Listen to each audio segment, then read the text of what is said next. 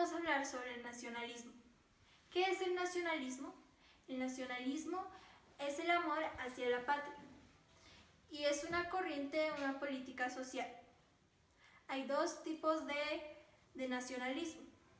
El primero es el nacionalismo romántico, que fue creado por Herder y promovía el romanticismo, que fue un movimiento intelectual que le dio gran importancia a la naturaleza, los pensamientos y sentimientos de un individuo.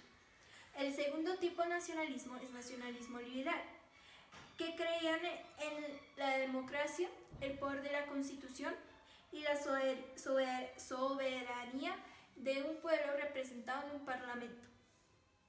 No querían un gobernador extranjero y promovían la libertad individual. Los efectos. Los efectos buenos del nacionalismo fue que unificó e incluyó. También aceptó la diferencia.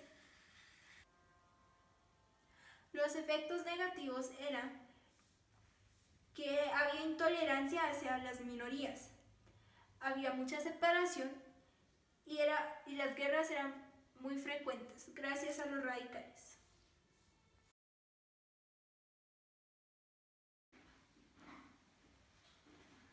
Ahora hablemos del nacionalismo en Italia. Habían tres hombres que promovieron el nacionalismo en Italia.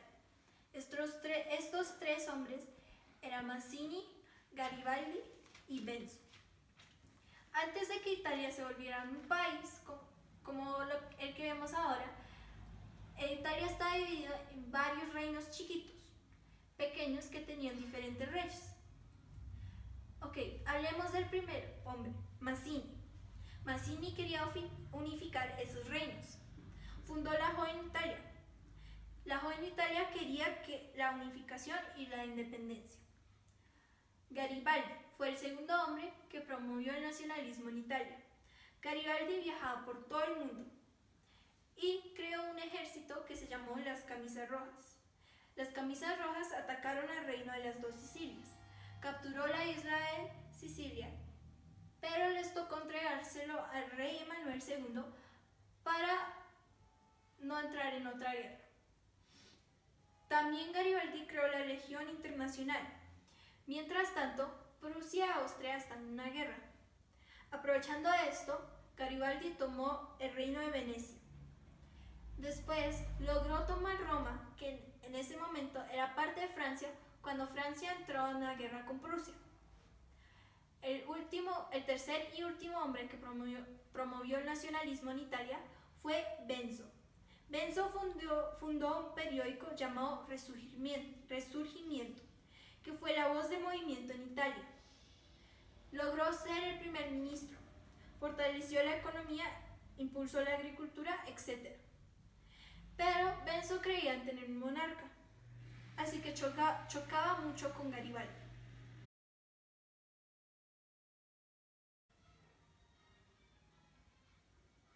Hablemos del nacionalismo en Rusia.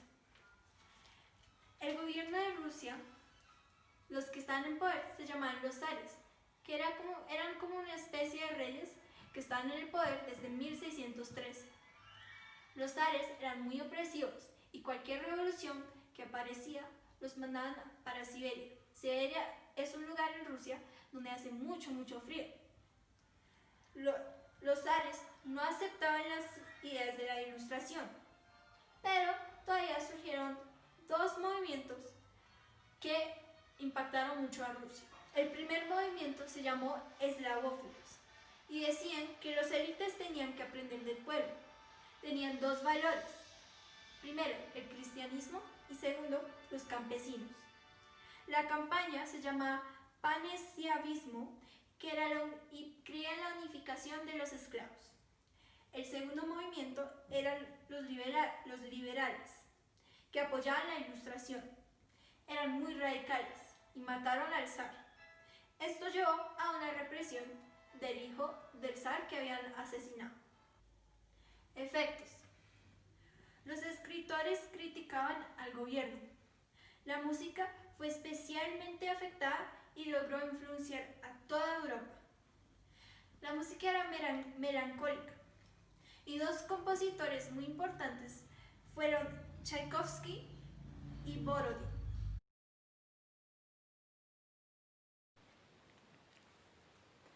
Bueno, hablemos de la revolución industrial. La revolución industrial fue influenciada por el crecimiento de la población, crecimiento de ciudades, y se creó una carrera entre los países industriales. Es decir, los países europeos y Estados Unidos estaban compitiendo para ver quién podía vender más productos industriales. Estos fueron los tres factores que influenció a la revolución industrial. Había muchos cambios ocurrieron cuando la revolución industrial pasó.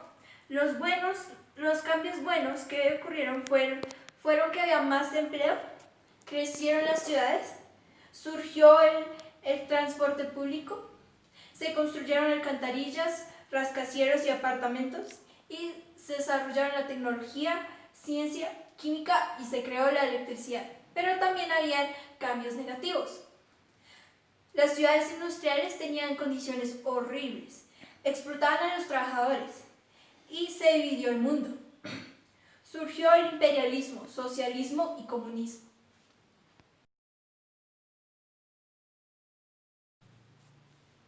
Ahora vamos a hablar sobre el movimiento obrero. Habían 4 posturas políticas que surgieron cuando la revolución industrial ocurrió. Primera postura política. Socialistas utópicos. Las personas que creían en los socialistas utópicos creían en la igualdad, derechos básicos para todos. Habían 4 hombres que desarrollaron esta idea. El primero, el conde Saint-Simon, que quería una sociedad planificada, desarrollo industrial, y pensó que los nobles eran parásitos. Segundo, Charles Fourier creó comunicados donde los trabajadores podían trabajar en lo que querían. Tercero, Louis Blanc creó talleres de trabajos para los pobres. Cuarto, Robert Owen creó un ambiente mejor para todos los trabajadores. La segunda postura política es el anarquismo, que creía en la destrucción creativa. La tercera postura política es el internacional comunista, que quería mejorar las condiciones de los trabajadores por todo el mundo. El cuarto es el socialismo científico. Fue desarrollado por Carlos Marx. Creó el cartismo, que quería el fin de la corrupción, mejores condiciones para los trabajadores, sueldos justos, y este movimiento fue en Inglaterra. También también ocurrió la Comuna de París, donde los trabajadores protestaron, fueron atacados y murieron más de 25.000 personas. Hablemos del socialismo y el marxismo. En el siglo XIX se enfrentaron 2 posturas políticas, el liberalismo y el conservatismo. El liberalismo era partidario del libre comercio, no querían impuestos, y había diferencias grandes en los estratos sociales. El conservatismo quería que el poder económico fuera basado en la tierra y sus productos. Se oponían a toda reforma. El socialismo científico fue una idea que se enfocaba en las contradicciones de la sociedad y de las clases sociales.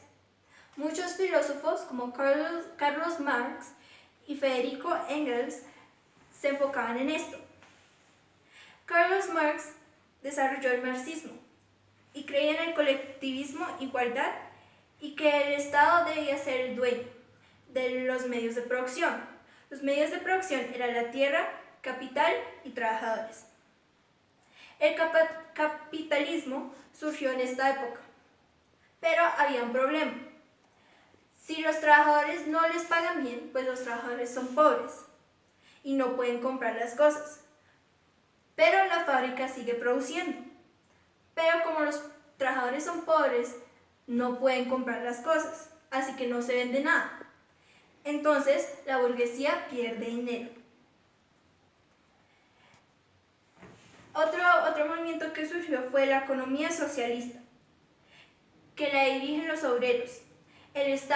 Querían que el Estado fuera el dueño de los medios de producción y que no hubiera clases sociales. El socialismo tiene fases.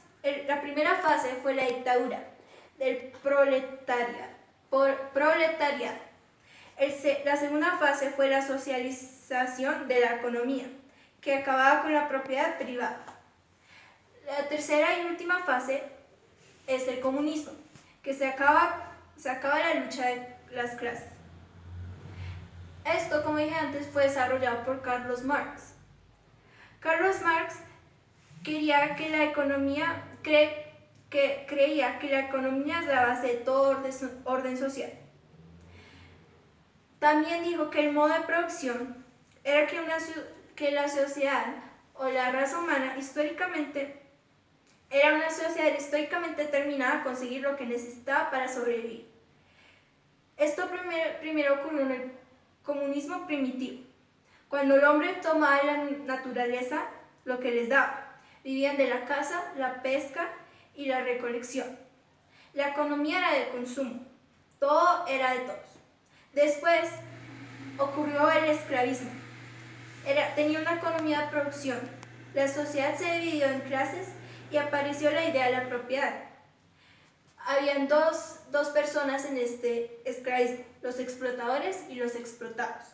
Después surgió el feudalismo, que lo más importante era la posesión de la tierra. Los dueños de la tierra se llamaban el señor feudal, los trabajadores, los siervos de la gleba. Debajo de los dueños estaban los vasallos, y el trabajo se llamaba servidumbre. Después ocurrió el capitalismo. Los dueños de los medios de producción se llaman capitalistas o burgueses. Los trabajadores se llaman dueños de la fuerza de trabajo. Las clases sociales eran basadas en participación del trabajo. Después ocurrió el socialismo, donde no hay propiedades privadas. La clase obrera asume el control del Estado y de la economía, y aparece una sola clase social, proletariado, donde todo es de todos. Después ocurriría el comunismo, donde no hay clases sociales y todo es de todos.